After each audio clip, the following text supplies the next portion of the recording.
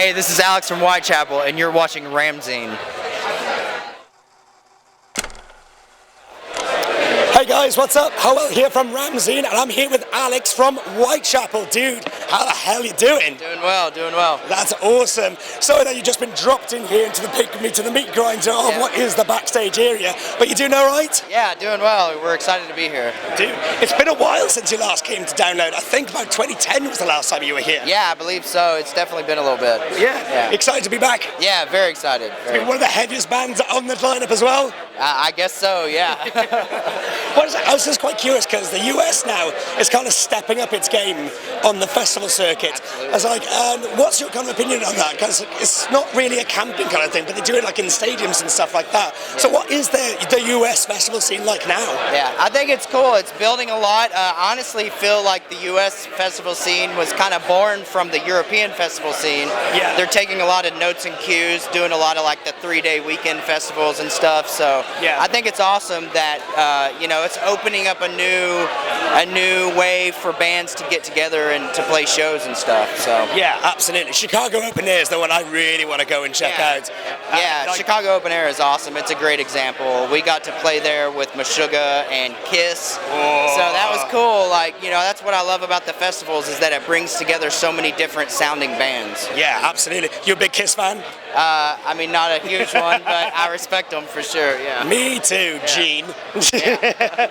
But dude, we've got to talk about the Valley. It is one hell of a good progression for Whitechapel. You were brutal beforehand, but this is a completely new dimension for Whitechapel and a brand new chapter in it. I'm just kind of curious, where does it stand in the catalogue? Is it your most important? Is it the most different?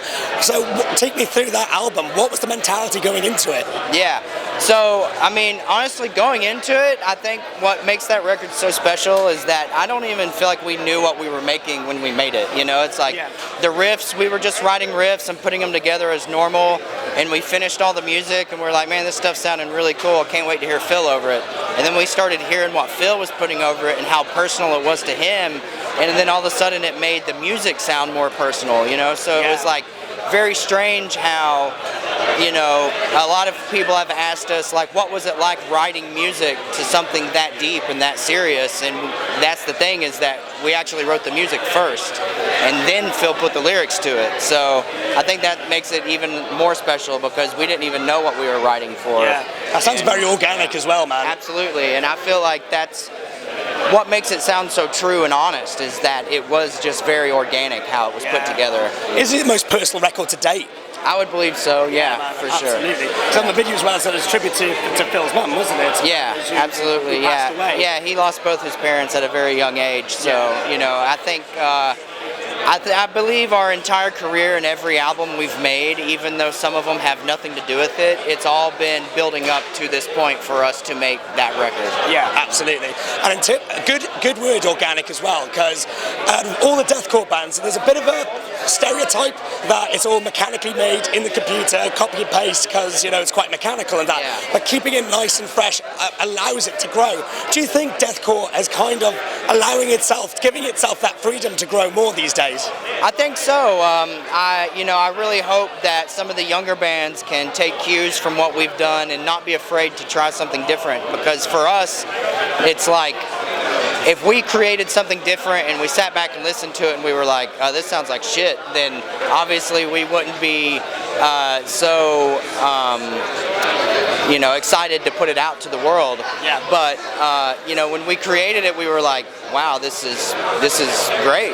This is something new that we can do. This is something new that we can explore, like a whole new sound and dynamic that we can give our fans. So exactly, that must have been really quite exciting, because when you dropped like melody into your song first and clean vocals, I mean, it's just like, oh my god, is this really Whitechapel kind of thing? Was that kind of like an intentional kind of decision to make, but was that always going to be a bit of a risk putting clean vocals into it?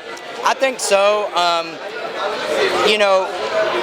Being a band for 13 years, and we all knew each other even before we started the band, so we all knew Phil had some background in singing, and I always knew he could sing, but I never knew, like, how he could do it or if he could do it to Whitechapel. So that's why I guess we never really explored it in the beginning.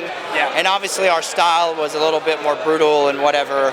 So I guess it didn't really lend itself to the music back then. Yeah. But now with the music that we're creating and the fact that we don't really put ourselves in a box as far as our creativity goes, I feel like that Phil, it's just the sky's the limit. He can really do whatever he wants. Yeah, man, he can sound whatever the hell he wants to sound like. I think you've got to give him that freedom to do it as well, or else you're just going to be put into a little box and it's going to be like, oh great, another Whitechapel album where you're expecting the same things over and over again. Yeah. So it's good to mix it up, I feel. Yeah, we've never really been interested in putting out the same record. And nor should you as well, to be honest with you know what I mean? But deathcore is so big, especially with younger kids and the younger generation, that I feel as though that it doesn't get its due credit where it's when it's actually due. Yeah. Do you reckon that one day deathcore could actually break into the mainstream? I think so. That's definitely it's one of our goals. We realize that there's only so far a certain sound can take you, and if you don't progress your sound, then you're not going to progress your career. Yeah, so it's just, to us, that's what we're interested in, is just seeing how far we can take this. Yeah, absolutely. And kind of this is all fantastic and great and everything. However, obviously there are going to be a few naysayers out there. It's like, oh no, that Whitechapel have changed. They've got editing, clean vocals and stuff like that. Yeah. But along with prog, I think deathcore has a very bad snobbery problem. Has that ever been the case with you guys at all? Have you encountered it? And if you have, how do you deal with it? There's always going to be people that have their opinion, because, the saying is opinions are like assholes. Everybody's got one. And how? Yeah, so, it's just, you just take it with a grain of salt, Yeah. Honestly, if somebody doesn't prefer the clean singing that we've done, that's fine, Are they actually making a mountain out of a molehill? Probably, yeah. How big of a deal is it really? And at the end of the day, it sounds good. I feel like it undeniably sounds good. Yeah. Even if somebody doesn't like the fact that we have clean singing, they can't say that it doesn't sound good, because it does. So. Yeah, exactly. Objectively so. And do you think it's your most important album to date? I think so. Just simply, as a career standpoint, 13 years in, it's important to have those special records that help transition your career to the next stage, and I think that that's what we've done with this one. And it's awesome, and it's good to see, because it's got people talking again, which is awesome. Another talking point about today, it's Slayer's final UK show. Are you a fan? Yeah. Oh, absolutely. Fuck yes. Yeah. I thought, stupid question, right? Yeah, of course. So I've just been asking these about the bands all day. What was your moment you got introduced to Slayer? Honestly, it might be obviously Rain and Blood is like an iconic song. Yeah. I probably heard that song first, but when I really truly got into them was on God Hates Us All, which was that's like quite a bit of a later record, so I probably sound like a poser saying that, but to me personally, I feel like that's one of their heaviest records. Yeah, dude, because they tune down and shit on it, and Paul Bostaph on that is a sick. I know it's like the big shoes to fill, but I think he absolutely nailed it on the drums on that one. Yeah. Plus Disciple as well, the most evil song they've ever come up with. Yeah, it just has this huge production, and it just sounds so fat and modern, and it's great. I love that record. Yeah. And what's your favourite memory of Slayer? My favorite memory of Slayer was standing side stage watching them at Bloodstock in, I think it was 2013 maybe. Yeah, I think so. Yeah, whatever year they headlined Bloodstock. We played the same year, and we're friends with some of the crew and stuff, so they let us come side stage and watch. It was pretty incredible. Watching, being up there with the pyro going off and shit, it was wild. That's awesome. Have you met them before?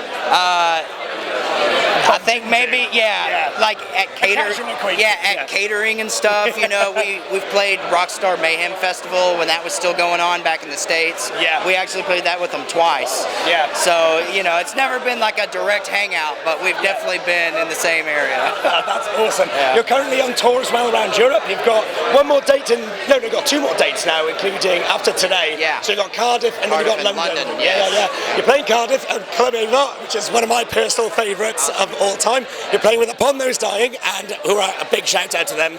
They're a cracking band. But I was just kind of wondering, is this how you get to see new bands and new music?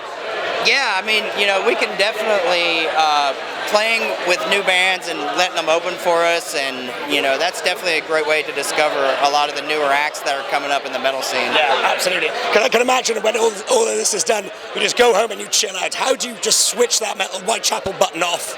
Honestly, I like to fish. I go home and fish, and it's good to fishing, just just like bass fishing and cat fishing and stuff like that. You know, just you know, we're from Tennessee, so all the redneck fishing.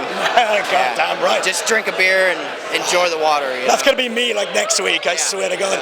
Alex, thank you so much for your time. I really appreciate it. Go and check them out.